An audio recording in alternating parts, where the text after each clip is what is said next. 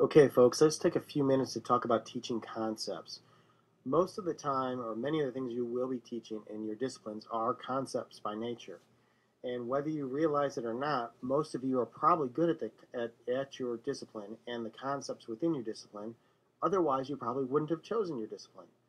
But on the other hand, many kids that struggle in the learning environment, including kids with disabilities, and really all learners, sometimes struggle with concepts as a whole.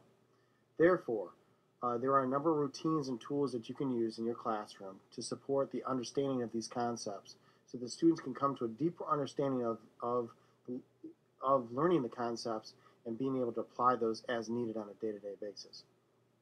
So let's take a few minutes to talk about how to teach concepts.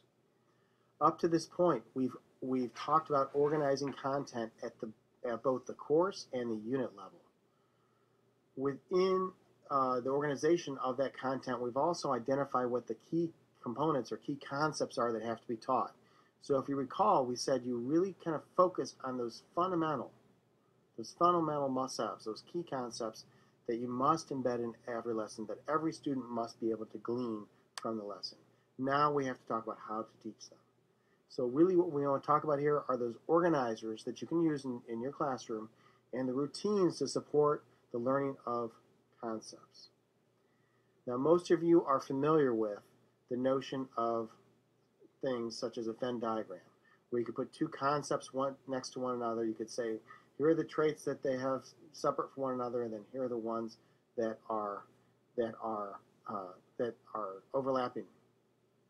Now this is great when the concepts are fairly easy and fairly mundane to understand, and that you have learners that are fairly average by nature can understand the concepts. But as the concepts get deeper, as the concepts get more difficult to understand, and or as you have students that are having a tough time grasping those two things, those concepts, you need to actually break it down further and show them the relationship amongst the concepts to make comparisons against those concepts, etc. So let's talk about those.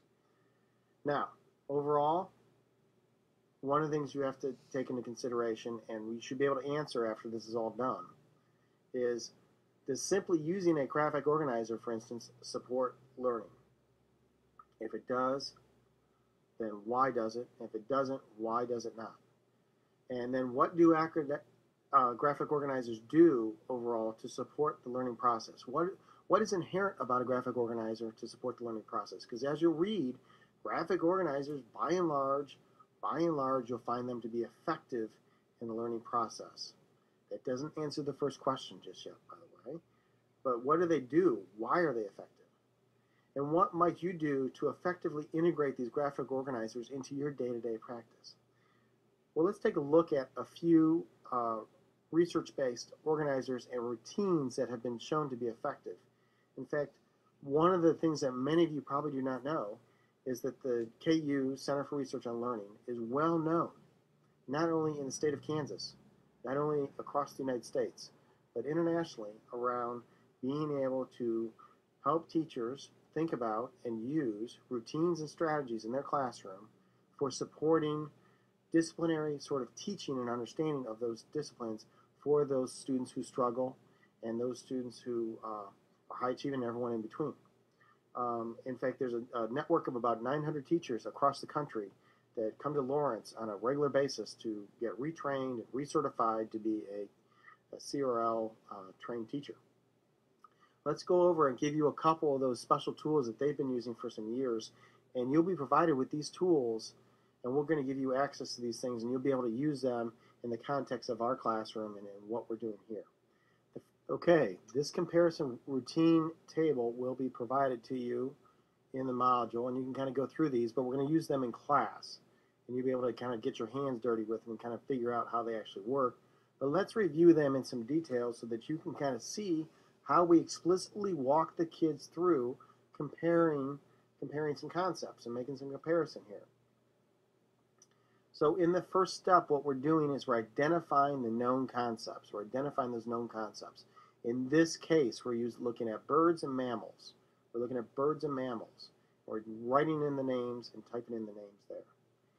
In the second step, what we're doing is identifying the overarching concept that represents that those two other concepts fall under. So in this, we're looking at vertebrates, right?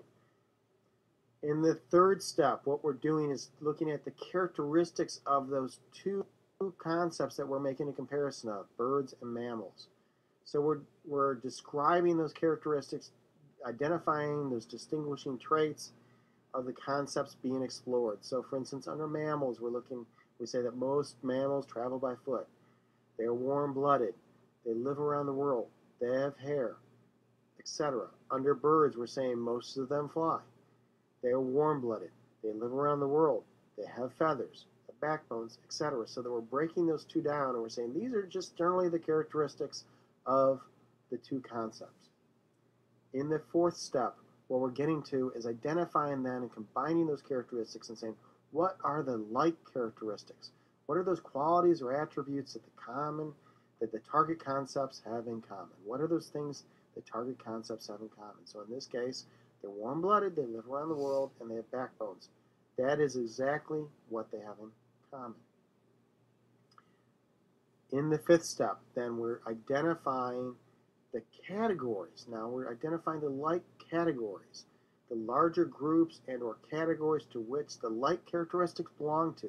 Now this is important because we are making a jump here from the characteristics to categories.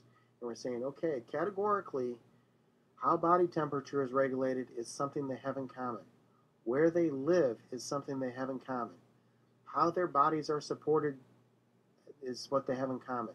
We're showing a relationship here that we have to explicitly teach to the students. We have to explicitly teach these to students that we're moving from the characteristics to the categories. Now note, throughout this entire thing, what we've tried to do is build on and scaffold on content that students already know, and then we're introducing the new content so they see the relationship amongst the content they already know to the new content that's being added.